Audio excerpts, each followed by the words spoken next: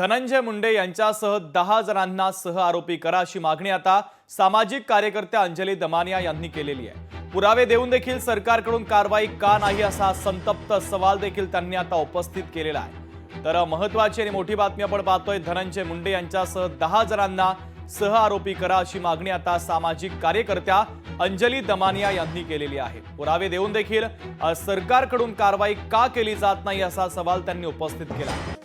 एलसीबीचे जे गित्ते होते त्यांनी प्रचंड प्रमाणात मदत केली होती या सगळ्या टोळीला। त्यांना पूर्ण कल्पना होती की संतोष देशमुख यांना उचलून नेलं गेलेलं आहे, तरी सुद्धा त्यांनी मदत केली, तर हे सगळे सहआरोपी झाले पाहिजेत। माझी मागणी आहे की धनंजय मुंडे, बालाजी तांदळे, शिवलिंग मोराळे, सारंग आंधळे, डॉक्टर वायबसे व त्यांच्या पत्नी, SP Bargal, PSI Rajesh Patil, PI Mahajan, PI Bhagwat Shelar आणि ते जे गित्ते आहेत, जे एलसीबीचे अधिकारी होते, ते अशा 10 जणांना सह आरोपी करा। त्यांची सगळ्यांची स्टेटमेंट्स घ्या। तर महत्त्वाची आणि मोठी बातमी आपण पाहतोय, धनंजय मुंडे यांच्यासह 10 जणांना सह आरोपी करण्याची मागणी आता सामाजिक कार्यकर्त्या अंजली दमानिया यांनी केलेली आहे। पुरावे देखील दिले जात आहेत, तरी सरकार कारवाई का करत नाही असा सवाल देखील त्यांनी उपस्थित केलेला आहे। संतोष देशमुखांच्या प्रकरणामध्ये अंजली दमानिया यांनी एक लढा उभा केलेला आहे। सातत्याने त्या अनेक पुरावे देखील सरकारला देत आहेत आणि या संपूर्ण प्रकरणामध्ये पोलिसांची भूमिका असेल, एलसीबीच्या अधिकाऱ्यांची भूमिका असेल, संशयास्पद असल्याचं देखील त्यांनी म्हटलेलं आहे। या संदर्भातले काही पुरावे देखील त्यांनी सरकारला दिले, तरी देखील सरकार कारवाई का करत नाही असा सवाल त्यांनी आज उपस्थित केलेला आहे। तर आजच्या या पत्रकार परिषदेमध्ये त्यांनी 10 जणांची नावं घेतली। धनंजय मुंडेंच्या आशीर्वादाने हे सगळं झालं, त्यांना या प्रकरणामध्ये सह आरोपी करा अशी मागणी आता सामाजिक कार्यकर्त्या अंजली दमानिया यांनी केलेली आहे। सोबतच ज्या जणांचा या संपूर्ण प्रकरणामध्ये प्रत्यक्षरित्या सहभाग होता त्यांना सह आरोपी करण्याची मागणी देखील आता अंजली दमानिया यांनी केलेली आहे। त्या 10 जणांची नावं देखील त्यांनी घेतलेली आहे। तर महत्त्वाची आणि मोठी बातमी आपण पाहतोय, अंजली दमानिया यांनी पत्रकार परिषद घेत पुन्हा एकदा काही गौप्यस्फोट केलेत आणि या 10 जणांना सह आरोपी करण्याची मागणी देखील त्यांनी केलेली आहे।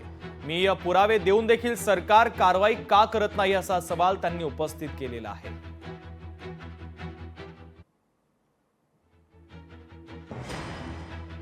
तर धनंजय मुंडेंसह 10 जणांना सह आरोपी करण्याची मागणी आता सामाजिक कार्यकर्त्या अंजली दमानिया यांनी केलेली आहे। शिवसेना उद्धव बाळासाहेब ठाकरे पक्षाच्या नेत्या सुषमाताई अंधारे आपल्यासोबत जोडल्या जात आहेत, त्यांच्यासोबत आपण चर्चा करूया। ताई, आधी तुम्हाला अंजली दमानिया यांनी काय प्रतिक्रिया दिली आहे ती ऐकवतोय। एलसीबीचे जे गित्ते होते त्यांनी प्रचंड प्रमाणात मदत केली होती या सगळ्या टोळीला।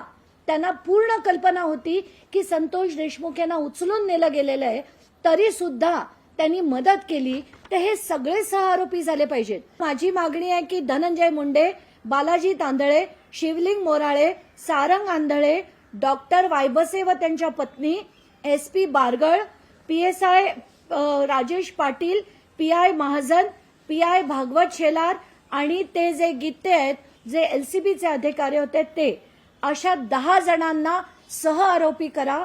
त्यांची सगळ्यांची स्टेटमेंट्स घ्या।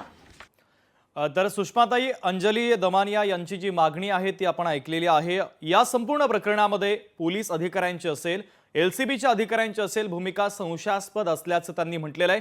अप्रत्यक्षरित्या का होईना त्यांनी आरोपींना मदत केल्याचा गंभीर आरोप केलेला आहे। तुमची महत्त्वाची प्रतिक्रिया अपेक्षित आहे।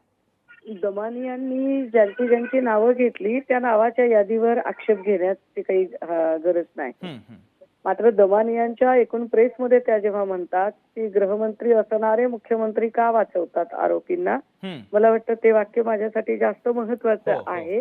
कारण 2.5 ते 3 महिन्यांपासून संतोष देशमुख हत्या प्रकरणातले सगळे फोटोज हे माननीय मुख्यमंत्री तथा गृहमंत्री देवेंद्र फडणवीस यांच्याकडे होते।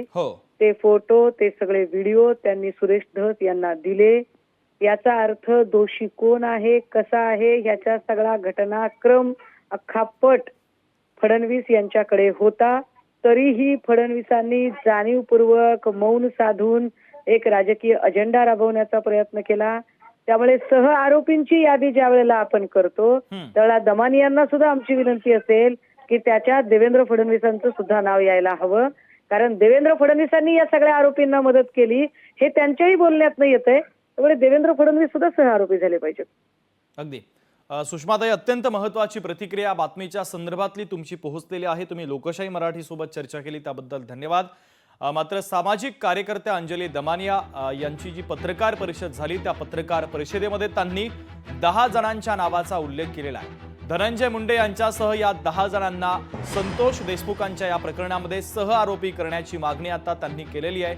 मी सातत्याने सरकारला पुरावे दिले मात्र सरकार कारवाई का करत नाही असा संतप्त सवाल देखील आता अंजली दमानिया यांनी उपस्थित केलेला आहे. तर दमानिया यांच्याकडनं त्या 10 नावांचा उल्लेख देखील करण्यात आलेला आहे. धनंजय मुंडे यांना या संपूर्ण प्रकरणामध्ये सहआरोपी करण्याची मागणी देखील त्यांनी केलेली आहे. एलसीबी अधिकारी असेल किंवा काही पोलीस अधिकारी असेल त्यांची नावं त्यांनी घेतलेली आहे.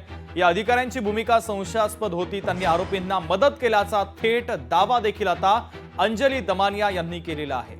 त्यामुळे आता सरकार अंजली दमानियांच्या या वक्तव्याची, या माहितीची दखल घेणार का? अंजली दमानिया यांनी सरकारकडे जे पुरावे सादर केलेले आहेत त्याची दखल सरकार घेणार का, हे पाहणं देखील तितकंच महत्त्वाचं आहे.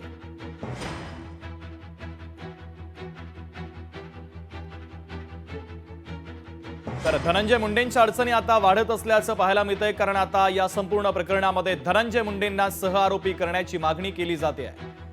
सामाजिक कार्यकर्त्या अंजली दमानिया यांनी या संपूर्ण प्रकरणामध्ये लढा उभारलेला आहे. त्यांची पत्रकार परिषद झाली आणि या पत्रकार परिषदेमध्ये त्यांनी थेट आता या 10 नावांची यादीच वाचून दाखवलेली आहे. दरम्यान त्यांनी नेमकं काय म्हटलेलं आहे आपण पाहूयात. सीबीचे जे गित्ते होते त्यांनी प्रचंड प्रमाणात मदत केली होती ह्या सगळ्या टोळीला. त्यांना पूर्ण कल्पना होती की संतोष देशमुख यांना उचलून नेलं गेलेलं आहे, तरी सुद्धा त्यांनी मदत केली.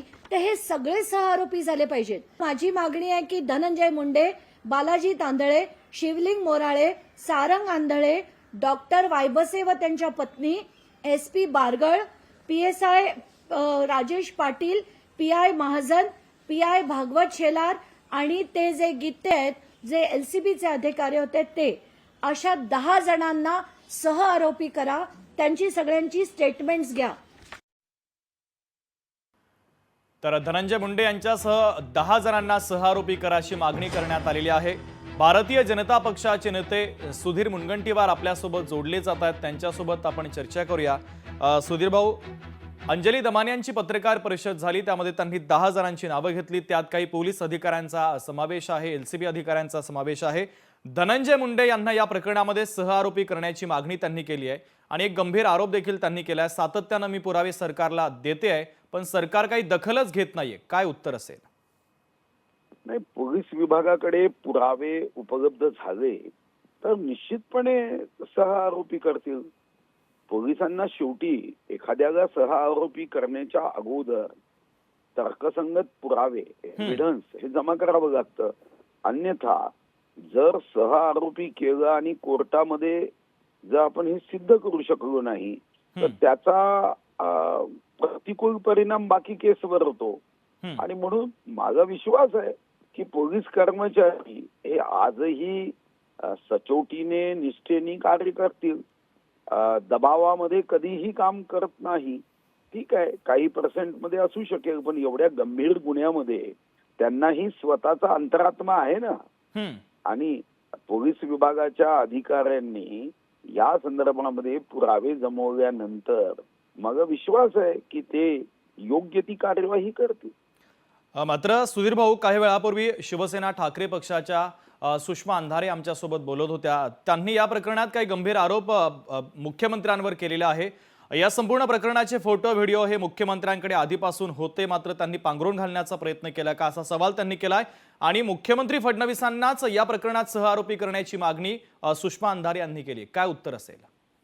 मुख्यमंत्र्यांचा काय संबंध आणि मुख्यमंत्री सहआरोपी कसे होऊ शकतात? मला वाटतं ठीक आहे, राजकारणामध्ये आरोप प्रत्यारोप आणि सामान्य जनता म्हणूनच आता राजकीय क्षेत्राकडे उदासीन नजरेने बघते. आरोप प्रत्यारोप अशा पद्धतीने करण्याच्या ऐवजी जर आपल्याकडे काही पुरावे असेल तर निश्चितपणे कोर्टामध्ये आपण जाऊ शकतो, पब्लिक इंटरेस्ट लिटिगेशन दाखल करू शकतो आणि कोर्टामध्ये जर पुरावे दिले तर हायकोर्ट, सुप्रीम कोर्ट अशा संस्था अजूनही योग्य क्षणी सरकारच्या विरुद्ध एखादा निर्णय, चौकशी समिती नेमू शकते. आपण या अगोदर पाहिलंय कोलगेट प्रकरणात कोर्टाने निर्णय दिला, या अगोदर पाहिलंय आपण की गेम्सच्या बाबतीमध्ये कोर्टाने निर्णय दिला.